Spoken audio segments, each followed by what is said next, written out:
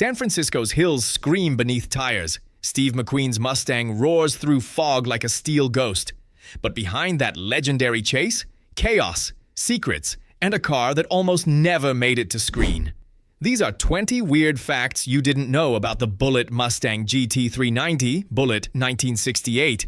And wait for the bonus, because one of these machines just sold for more than your house, your jet, and your entire future combined. Number 20. The Bullitt Mustang wasn't even supposed to be green. You think Highland Green is iconic? Try Wimbledon White. That's what Ford originally shipped to the set. But director Peter Yates took one look and said, too bright, too clean. He wanted grit, shadow, soul. So the crew dunked it in a custom Highland Green, mixed on site, never cataloged by Ford. It's a shade that technically doesn't exist in any official paint code. We wanted it to disappear into the fog, Yates later admitted, and disappear it did, into legend. But here's the kicker. The white base coat still bleeds through in some restoration photos. Like the car's ghost won't stay buried. Pretty wild, right? Number 19. Only 2 Mustangs were built for the film, and one vanished for decades.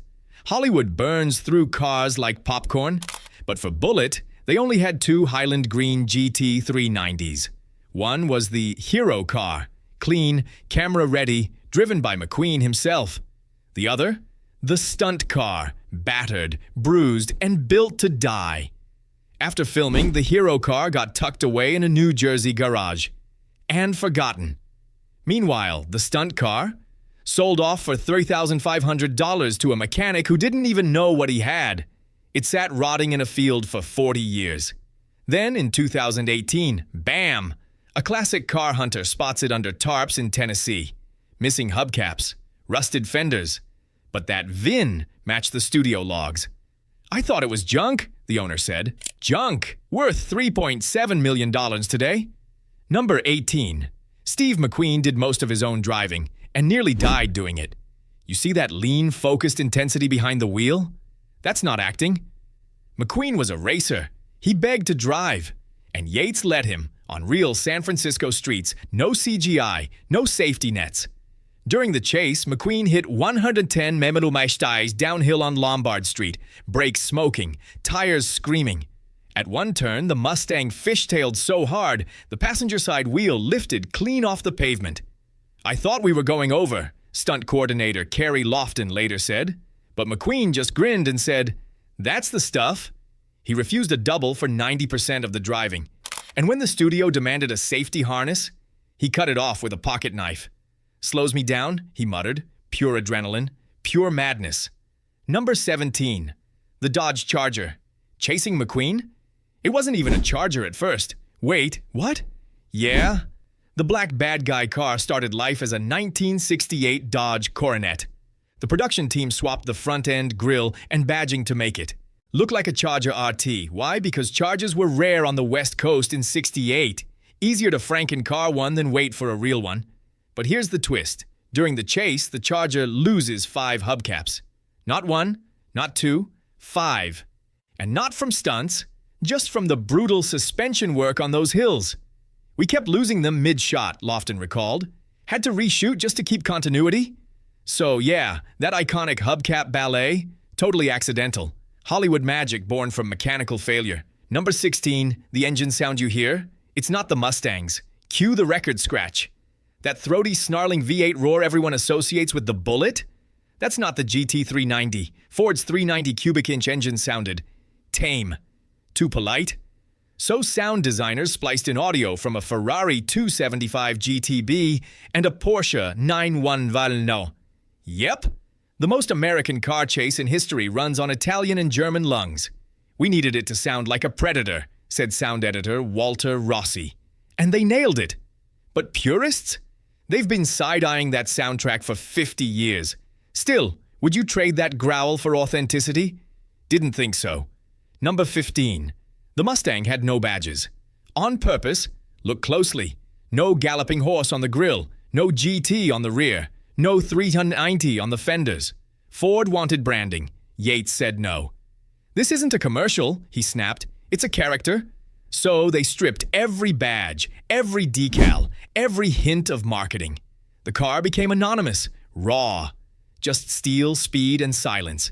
McQueen loved it, called it the everyman's weapon. And that minimalism? It defined a new era of automotive cinema, where the machine is the star, not the logo. Decades later, Ford would release Bullitt Edition Mustangs, covered in Bullitt badges. Irony? Thick as motor oil. Number 14. The chase scene took 3 weeks to film and shut down half of San Francisco. 3 weeks. For 10 minutes of screen time, they blocked off streets without permits, ignored noise complaints, filmed at dawn to avoid crowds. But fans still showed up, phones not yet invented, but jaws dropping anyway. Locals woke to the shriek of tires and thought the apocalypse had arrived. One shopkeeper sued after his display window shattered from a near miss. The city threatened to shut them down daily, but Yates kept rolling. "We'll apologize later," he told the crew. And they did, by leaving San Francisco with the greatest car chase ever shot. Ever. No drones, no green screens, just guts, gasoline, and guerrilla filmmaking. Number 13. The Mustang's interior was stripped to the bone. For realism, not speed. No radio, no map light, no glove box liner. Even the rear seat? Removed. Not to save weight, though it helped, but because McQueen's character, Frank Bullitt, was a no-nonsense detective.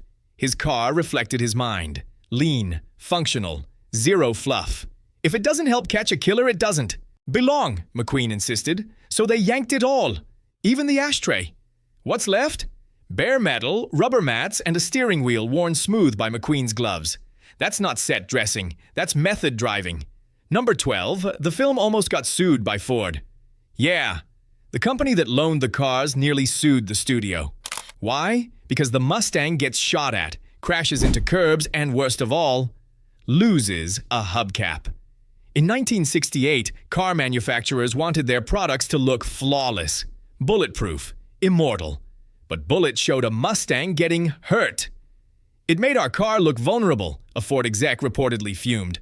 Legal letters flew, then box office numbers landed. Bullitt grossed $17 million, over $140 million today. Ford shut up fast and quietly started taking notes. Vulnerability? Turns out it's sexy. Number 11, the chase route is now a pilgrimage site, and GPS apps can't handle it. Fans drive it every year, from the Embarcadero to Guadalupe Canyon Parkway. But try mapping it? Good luck. Modern GPS reroutes you away from the steepest hills, like Taylor Street, with its 31-degree grade. The original path? Nearly impossible for today's low-clearance sedans. Tourists get stuck. Scrap oil pans. Call tow trucks. Yet they keep coming. Why? Because standing where McQueen drifted feels like touching lightning. One fan even proposed to his girlfriend at the spot where the Charger crashes. She said yes. The car? Said nothing. Just smoked. Number 10. This chase changed car movies forever and killed the jump cut era. Before Bullitt, car chases were a mess of quick cuts, stock footage, and obvious miniatures. Yates said, no. He mounted cameras on the cars, used long takes, let the audience feel the speed, the turns, the near misses. The result? A chase that breathes like a living thing. Directors from Scorsese to Nolan cite it as gospel. "It taught us to respect the geography," said Mad Max, Fury Road's George Miller. "You always know where you are. And that's why every great chase since Ronin, Drive, Baby Driver owes Bullitt a tank of premium. Smash that like button if you'd risk your license for a lap around that route, and subscribe so you never miss another deep dive into cinematic history. Now, back to the facts. Things are about to get even weirder. Number 9. The Mustang's tires were swapped mid-shoot because they kept exploding. Goodyear supplied period-correct tires, but San Francisco's hills? Brutal. Corners like switchblades. Within days, tires blew left and right. Not from speed, from camber. The steep inclines torqued the sidewalls until they popped, so the crew switched to modern radial tires, but kept the vintage tread pattern. Sneaky? Absolutely. But necessary. "We lost 3 tires in one take," said mechanic Jim Riddell. McQueen just said, "Put on the good ones and go again." No pause, no reset, just relentless forward. Motion. That's the Bullitt way. Number 8. Steve McQueen wore the same clothes for the entire shoot. On and off camera, his tan jacket, his white shirt, his blue jeans. Not just for continuity, because that was his uniform. McQueen lived in that outfit for months, slept in it, ate in it, showed up to dailies in it. He became Bullitt, Yates said, even when the cameras stopped. One night, he walked into a San Francisco bar still in character, ordered whiskey, didn't speak. Locals thought he was an actual cop. He left without paying. They didn't ask for money. That's the power of the myth and the man. Number 7. The Mustang's license plate changed every day.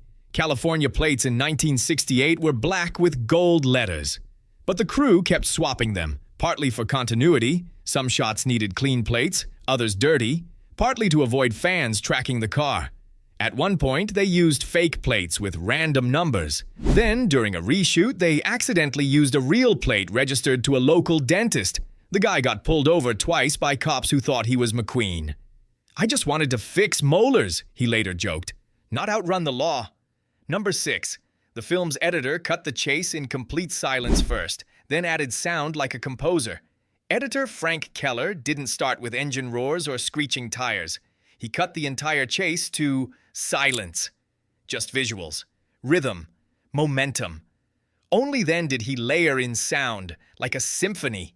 Tire squeals as violins, gear shifts as percussion, engine revs as bass. The result? A chase that feels musical. "It had to breathe," Keller said, and it does. Watch it muted. You'll still feel the tension. That's masterful editing. That's why he won an Oscar. Number 5. The Mustang suspension was modified, but not for speed, for camera angles. They lowered the front end slightly, not to hug corners better, but so the camera, mounted low on the bumper, could capture more road, more motion, more danger. Every tweak served the shot, not the lap time. Even the shocks were tuned softer to reduce bounce during close-ups. "We weren't building a race car," said stunt driver Bud Ekins, McQueen's best friend and double. "We were building a camera platform that could survive." And survive it did. Barely. Number 4. The final jump over the railroad tracks? Real. Unrehearsed. One take. You see the Mustang launch off that rise near Candlestick Park? That wasn't planned. The road had a hidden dip. The Charger hit it first, flew 6 feet in the air. The crew panicked. But McQueen just accelerated. "If he can do it, I can do it better," he growled. And he did. The Mustang cleared it clean. Camera rolling, no second chance. "We got it on the first pass," Lofton said, still stunned decades later. "Pure instinct, pure McQueen." That moment? Unscripted, unrepeatable, unforgettable. Number 3. The car's exhaust was rerouted under the chassis to hide smoke during close-ups. Smoke looks cool from afar, but in tight shots, it ruins the frame. So the crew ran the exhaust pipes underneath, away from the camera's eye. Clever? Yes. But it caused another problem. Heat buildup. The floorboards got so hot, McQueen's boots started melting. "I could smell the rubber burning," he told Ekins. "They drilled holes in the transmission tunnel for airflow, not for performance, for comfort." Even legends need to keep their feet cool. Number 2. The Bullitt Mustang inspired a generation of cops and criminals. After the film dropped, police departments across America started requesting Mustangs for pursuit units. "If it's good enough for Bullitt, it's good enough for us," said one LAPD captain. But criminals took notes too. In 1972, a gang in Chicago used a modified Mustang to flee a bank heist, mimicking Bullitt's route through alleyways. Cops caught them because they tried to jump a curb and got stuck. Still, copycats prove one thing. This car didn't just move on screen, it moved culture. Number 1. The hero car resurfaced in 2018, and its odometer read just 13,000 miles. After 50 years hidden in a garage, the original hero Bullitt Mustang rolled into the Detroit Auto Show, unrestored, untouched, original tires, original dents from the chase.